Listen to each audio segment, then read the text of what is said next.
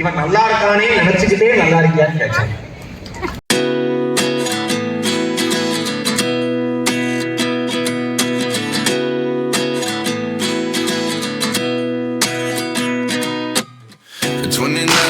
Find myself wondering what did happen to the last 10.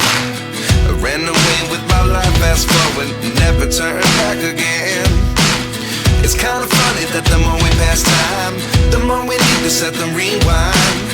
And 19 was the year I had to leave you, but now I'm seeing all the signs. Is this really happening? I can't believe it's true. I'm just as surprised as you. Is this really happening? I can't be too sure, but one day I'll be yours again.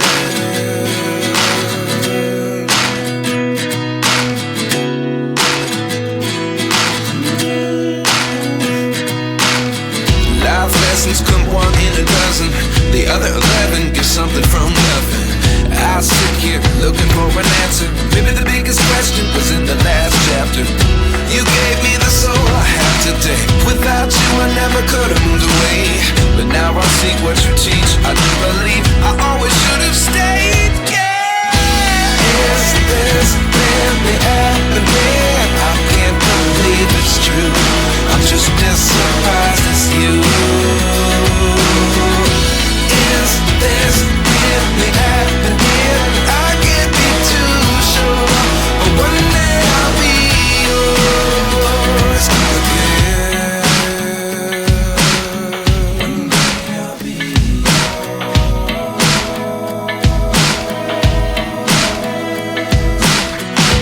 One day I'll be yours. I'll be yours.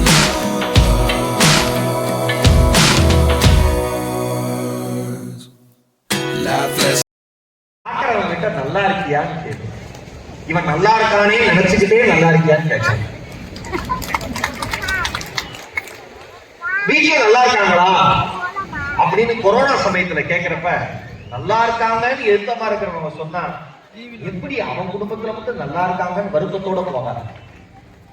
தொழில் நல்லா இருக்கா அப்படின்னு கேட்கிறப்ப ரொம்ப நல்லா போயிட்டு இருக்குன்னு சொல்றப்ப என் தொழில் சாய்ந்து விட்டதே என்பதற்காக அவன் தொழில் மட்டும் வளர்ந்து கொண்டிருக்கிறதே என்று வருத்தப்படார். இன்று தமிழ்நாடு அரசு முன்னெடுத்து மாவட்டம் தோறும் புத்தக திருவிழா நடத்துகிற பொழுது அதற்கெல்லாம் ஒரு முன்மாதிரியாக ஈரோடு புத்தக திருவிழா இருந்தது என்பது தமிழகமே அறிந்த உண்மை. இவ்வளவு பிரம்மாண்டமா ஈரோடுல மட்டும் புத்தக திருவிழா நடக்குதே அப்படின்னு யாரும் பொறாமப்படாம அங்கேயும் சிறப்பா நடக்குதுங்கிற எண்ணம் வேணும். அதனால தமிழ்ல சொன்னாங்க, யாவருக்குமா பிறருக்கு குறைதானே, உன்னால எதுவுமே அப்படி இல்லையா, அன்பா பேசுறான். நான் எல்லோரிடமும் அன்பாக பேசுவேன். என்னிடம் பேசிய அத்தனை பேருக்கும் தெரியும். நிறைய பேர் என்னிடம் ஆச்சரியமாக கேட்பது, நீ எப்படி இன்னும் மாறாமல் இருக்கிறாய், நீ எப்படி இன்னும் மாறாமல் இருக்கிறாய். நான் அவர்களிடம் ஆச்சரியமாக கேட்பது, ஏன் இதே கேள்வி நீங்கள் கேட்டுக்கொண்டே இருக்கிறீர்கள், நான் ஏன் மாற வேண்டும், நான் அப்படி என்ன சாதித்தேன் மாறுவதற்கு. புத்தகங்கள் எழுதவில்லை, ஒரு வாசிப்பாளனாக புத்தகத்தை தேடி தேடி படிக்கிற பழக்கம் எனக்கு உண்டு. எப்படி தேனீக்கள் மலர்கள் மலர்களாக சென்று சிறு சிறு துளி தேனாக எடுத்து எடுத்து தன்னை தேனி என்று நிரூபிக்க பிரயத்தனப்படுகிறதோ, வாசகன் என்கிற முறையிலே ஒவ்வொரு பதிப்பகத்திற்குள் நுழைந்து ஒவ்வொரு நூலாக சென்று அது எனக்கு எது தேவை, என் அறிவுக்கு எது தேவை என்பதை தேடி தேடி படிக்கிற சாதாரண வாசகன் நான் அப்படி என்ன சாதித்துவிட்டேன். புத்தக திருவிழா நீங்க வரணும்னாரு. ஆனா ஒரு தாழ்மையான வேண்டுகோள்லாம் 6ஆம் தேதி வச்சுக்க முடியுமான்னு கேட்டேன். பெரியோரை வியத்தல் தகும். அவர் சொன்னாரு, 6ஆம் தேதி பேச்சாளர்களை தேர்வு செய்து வைத்திருக்கிறேன். இந்த மண்ணுக்கு சொந்தக்கார தம்பி நீங்க, உங்கள் வேண்டுகோள் ஏற்றுக்கொள்ளப்படுகிறது.